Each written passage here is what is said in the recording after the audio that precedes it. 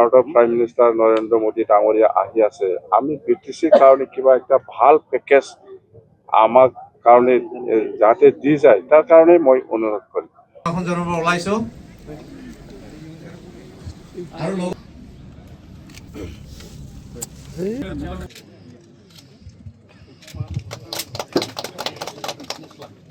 প্ৰথমত 10টা বজাত 10:30 বজাত মেডিকেল কলেজৰ ক্ৰিটিকেল কেয়াৰ ইউনিট আমি ফাউণ্ডেশ্যন কৰিছোঁ এইটো খুব ভাল আমি মেডিকেল কলেজ হিচাপে যিটো থাকিব লাগিছিল আগত নাই এতিয়া সেইটো আমি আজি ক্ৰিটিকেল কেয়াৰ ইউনিট যিটো আমি ফাউণ্ডেশ্যন কৰিছোঁ খুব ভাল প্ৰজেক্ট এইটো থাকিবই লাগিব মেডিকেল কলেজত আৰু মেডিকেল কলেজে প্ৰিন্সিপাল হওক বা যিখিনি এডমিনিষ্ট্ৰেশ্যনৰ ষ্টাফসকল আছে ইহঁতে কিছুমান আৰু এই মেডিকেল কলেজটো চলাবৰ কাৰণে কিছুমান আৰু ষ্টাফ বা ইনফ্ৰাষ্ট্ৰাকচাৰৰ প্ৰয়োজন ইছেঞ্চিয়েল আছে বুলি ইমিডিয়েট লাগে বুলি কৈছে তো সেইখিনি গোটেই কথা লৈ পেলাই মই CM ছাৰৰ লগত একবাৰ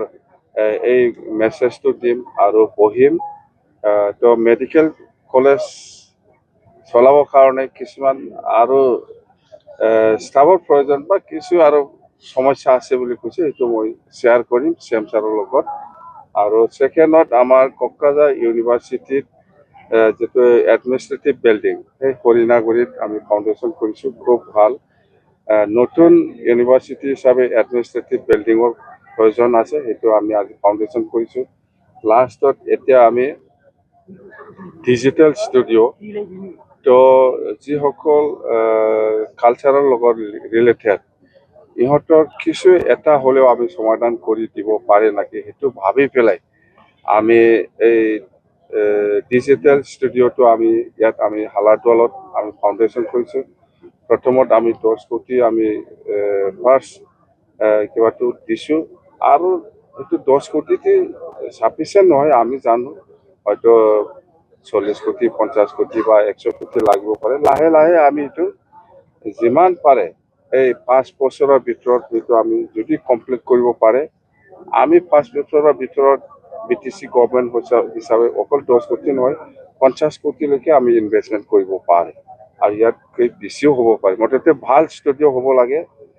যিসকল কালচাৰেল ৰিলেটেড বিভিন্ন জাতি জনগোষ্ঠীৰ লোকসকল আছে সিহঁতে যাতে কলকাতা গুৱাহাটী বা দিল্লী মুম্বাইত যাব নালাগে এই ফেচিলিটিবিলাক আমি গোটেই ফেচিলিটিবিলাক ৰাখিবৰ কাৰণে আমি ইয়াত এই প্ৰজেক্টটো কৰিছোঁ অকল 10 কোটিতে নহয় বহুত লাগিব পইচা কথা সেইটো প্ৰধানমন্ত্ৰী আহি আছে প্ৰধানমন্ত্ৰী ডাঙৰীয়া আহি আছে অসমত মাৰ্চ মাহত এনেকুৱা এইফালে প্ৰথম সপ্তাহৰ ভিতৰত আহিব বুলি আমি শুনি আছো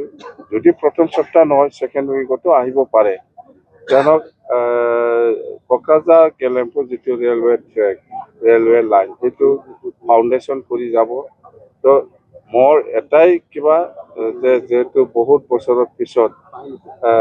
ভাৰতৰ প্ৰাইম মিনিষ্টাৰ নৰেন্দ্ৰ মোদী ডাঙৰীয়া আহি আছে আমি বিটিচিৰ কাৰণে কিবা একটা ভাল পেকেজ আমাক কাৰণে যাতে দি যায় তাৰ কাৰণে মই অনুৰোধ কৰিম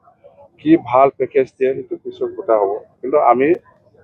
অনুৰোধ জনাম যে বিটিচি বাকী ৰাইজৰ কাৰণে ভাল এটা পেকেজ দি যাওক বুলি আমি অনুৰোধ কৰিম ৰাজ্য খবৰ যেটো নিৰ্বাচন আহি আছে নিৰ্বাচন আহি আছে সকলোৱে শুনি আছে কেতিয়া হ'ব সেইটো আজিলৈকে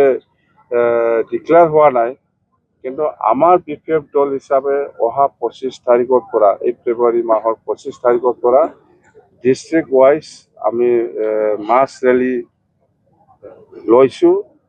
এই মাছ গেডাৰিং প্ৰগ্ৰাম লৈছোঁ দলৰ পৰা এতিয়া আমি গম পাম কোনটো সমস্যাত আমি দলে কিমান ষ্ট্ৰং যেনিবা কচেগাঁও সাব ডিভিজন হিচাপে আমি একবাৰ ৰেলী কৰিব 25 তাৰিখত ইয়াৰ পিছত পৰ্বতজৰাত কৰিব ইয়াৰ পিছত কোকৰাঝাৰ কৰিব ইয়াৰ পিছত খাজুলগাঁও বিজনী এনেকুৱা 10টা জিলা হিচাপে আমি একদিন সময় লৈ পেলাই মাছ গেডাৰিং কৰি ৰেলী কৰিব বিচাৰিছে তেতিয়াই মই গম পাম যে কোনটো সমষ্টিত BPF-এ জিকিব পৰা অৱস্থাত আছে এতিয়া মই ক'ব নোৱাৰে যে চব সমষ্টিত আমি জিকিব পাৰে সেই আজিৰ দিনত মই সেইটো ক'ব নোৱাৰিম মুঠতে মই ৰেলী কৰি চাম তেতিয়া মই গম পাম যে এই সমষ্টিত আমি জিকিব পাৰিম নহয় ৰাজ্যসভাৰ সাংসদৰ বাবে কাক বা ৰাজ্যসভা হয় হয় ৰাজ্যসভা বা ৰাজ্যসভা এই মাৰ্চৰ ভিতৰত 3টা চিট খালী হ'ব বুলি কৈছে এইটো পাম নাপাম আমি ৰিকুৱেষ্ট কৰি চাম যাতে আমাকো এটা দিলে ভাল এই কথাটো মই ৰিকুৱেষ্ট কৰি চাম বাছ স্যাৰ এনডিএৰ যিটো ৰাজ্যসভাৰ নিৰ্বাচন এই নিৰ্বাচনত এইটোৱে এনডিএ পাৰ্টি হিচাপে এইটোৱে কৈছে